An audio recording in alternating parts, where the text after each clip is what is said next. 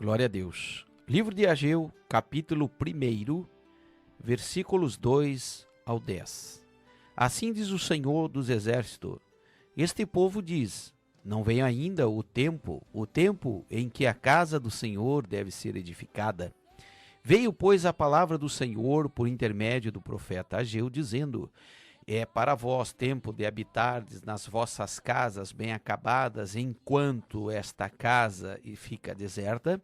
Ora, assim diz o Senhor dos Exércitos: aplicai o vosso coração aos vossos caminhos, semeais muitos e recolheis pouco, comeis, mas não vos saciais, vestivos, mas ninguém se aquece. O que recebe salário, recebe-o para pô-lo num saco furado. Assim diz o Senhor dos Exércitos: aplicai os vossos corações aos vossos caminhos, subi ao monte, trazei madeira e edificai a casa, para que dela me agrade e seja glorificado, diz o Senhor. Esperastes muito, e eis que veio a ser pouco. Esse pouco, quando o trouxestes para casa, eu o dissipei com um sopro, porque, diz o Senhor dos Exércitos, por causa da minha casa que está deserta, em cada um de vós se ocupa com a sua própria casa. Aleluia! Um chamado à reconstrução. O livro de Ageu, ele foi escrito mais ou menos 520 anos antes de Cristo. O profeta do templo, o profeta Ageu, ele nasceu no cativeiro. Ele também foi colega de Zacarias, e nós podemos ver aqui 4 coisas já de início dessa mensagem. Primeira coisa, o descuido com o templo. A segunda coisa, a exortação por causa do descuido. E a terceira coisa, a promessa de Deus para aqueles que se comprometerem com a reconstrução. E num quarto momento, Deus retém as bênçãos terrenas quando não cuidamos do templo. Nós podemos ver aqui, após esses 4 itens anteriores, ver também 4 coisas que acontecem no livro de Ageu.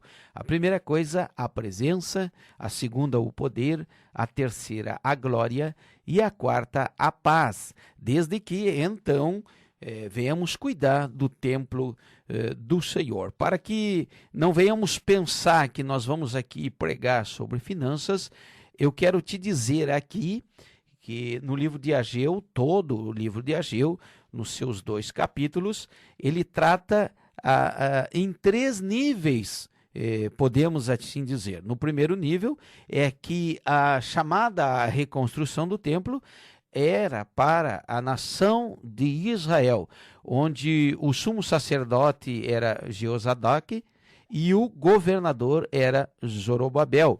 E nós somos sabedores que no livro de Ageu, lá no capítulo 2, versos 6 a 9, diz então que a glória da segunda casa seria maior do que a primeira.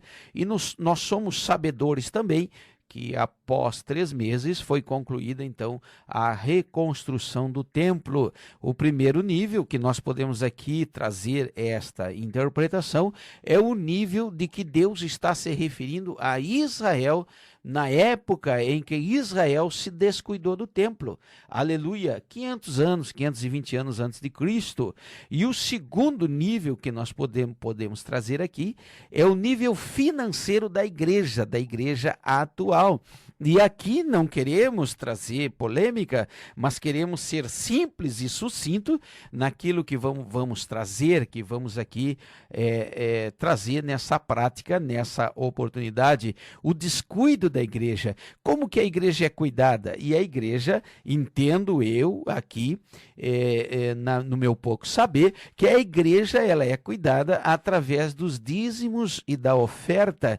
Por que estamos afirmando aqui nesse segundo nível que a igreja é cuidada então por dízimos e ofertas? Porque a Bíblia diz lá no livro de Malaquias: roubará o homem a Deus? Bem, se você não entrega o dízimo e não se considera um ladrão, tá bom, tudo bem.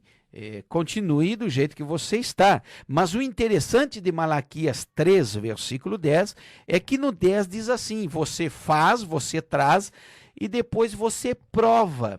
você traz, você faz a sua obrigação dos seus 10%, e depois você prova, você faz prova de Deus, onde Deus lhe permite que você faça a prova.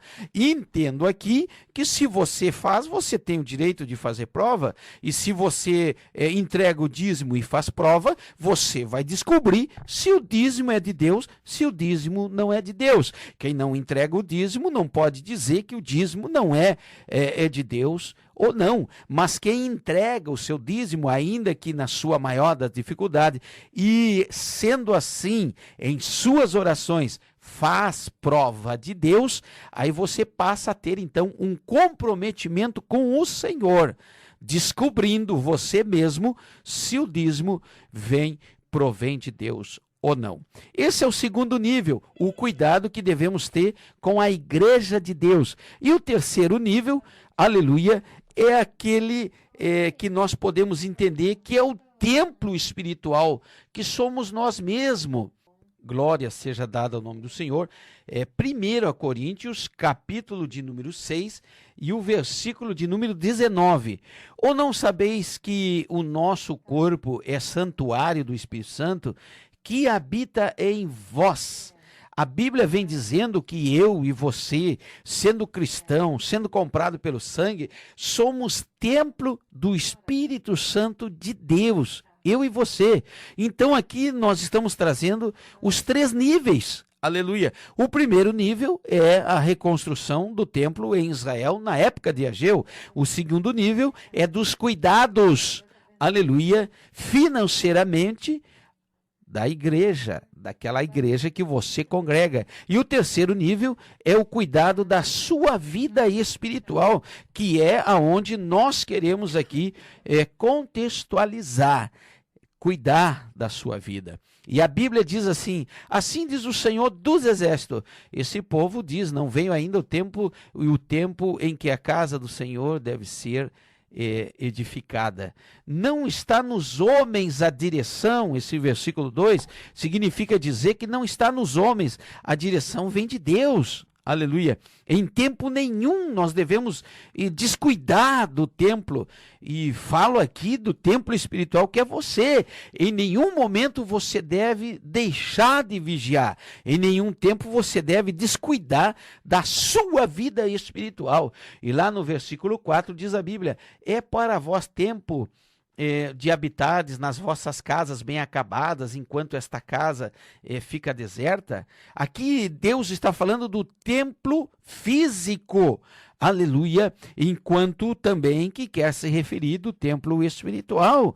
Nós temos que cuidar do espiritual e do físico também, para recebermos a bênção de Deus, aleluia.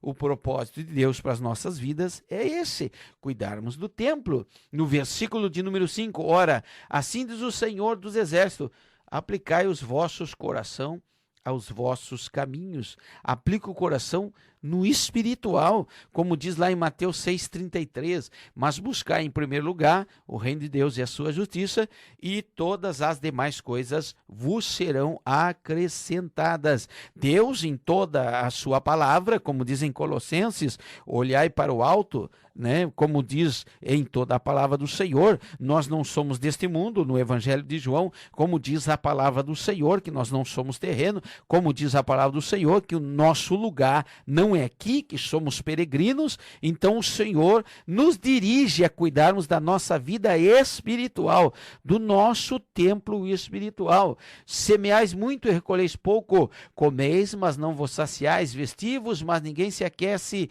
O que semeia salário, recebe-o para pô-lo num saco furado.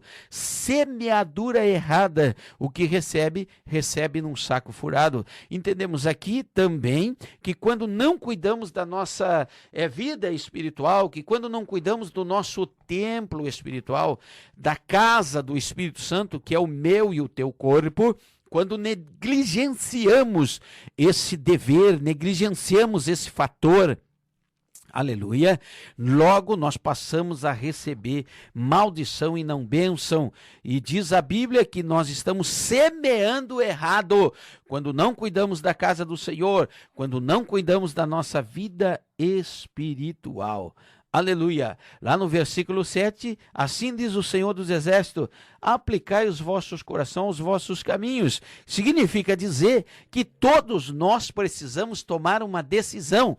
E se você está ouvindo essa palavra, está considerando essa palavra no seu coração, é hoje o dia da sua decisão. Decida-se, aleluia, em contribuir, ofertar e dizimar na casa do Senhor, ser fiel a Deus, não aos homens, a Deus. E quando assim você o faz, você entrega ao Senhor, ora ao Senhor, fazendo prova dele. Assim, tomando uma decisão para você cuidar da sua vida espiritual, você vai começar a descobrir a bênção de Deus. Vem de perto, vem de longe, vem dos lugares que você menos imagina, e o nome de Jesus é glorificado quando tomamos uma decisão de levar uma vida espiritual, uma vida espiritualizada na presença de Deus, para a glória de Deus.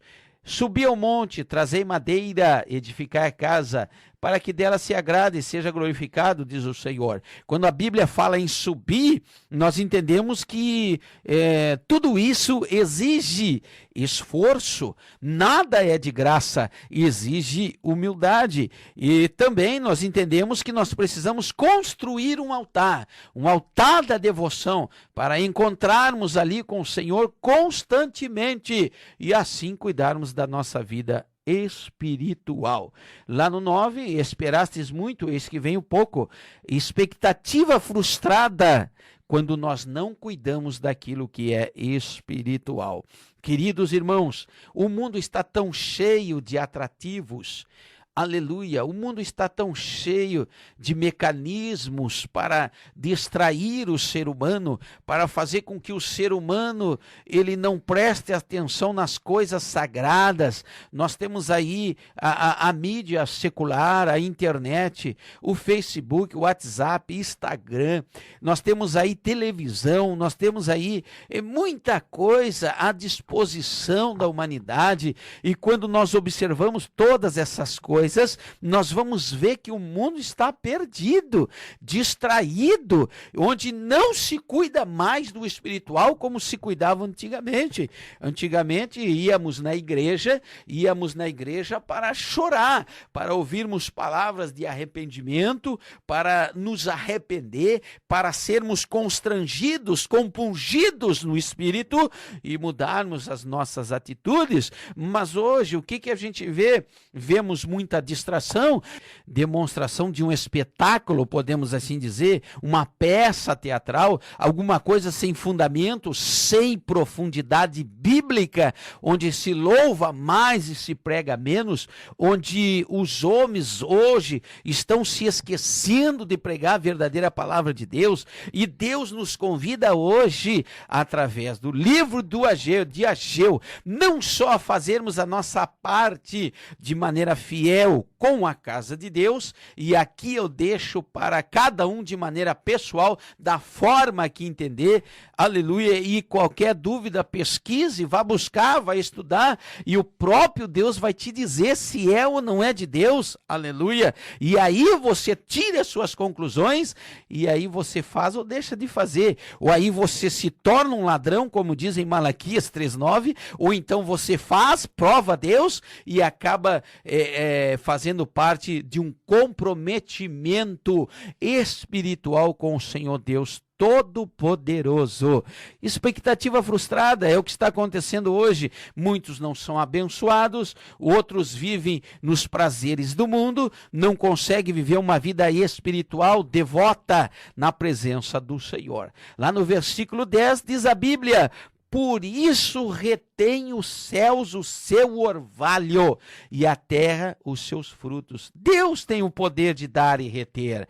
Deus tem o poder em suas mãos. Deus tem o poder de todas as coisas, inclusive de te explicar se o dízimo é de Deus, se não é de Deus. Faça a prova, não vá atrás do que os outros estão dizendo ou deixando de dizer. Nós estamos aqui pregando o livro de Ageu em 3 níveis, para que você entenda. Num primeiro, se tratando de Israel em sua época, no ano 520, mais ou menos, antes de Cristo. Num segundo nível, ofertas voluntárias, ofertas alçadas, dízimos, aleluia. E num terceiro, para a casa do Senhor. E num terceiro nível, a vida espiritual, como diz em 1 Coríntios 6,19, que eu e você somos o templo do Espírito Santo do Senhor. E esse templo é que nós devemos cuidar. Muito mais agora, em que as coisas estão indo de mal a pior,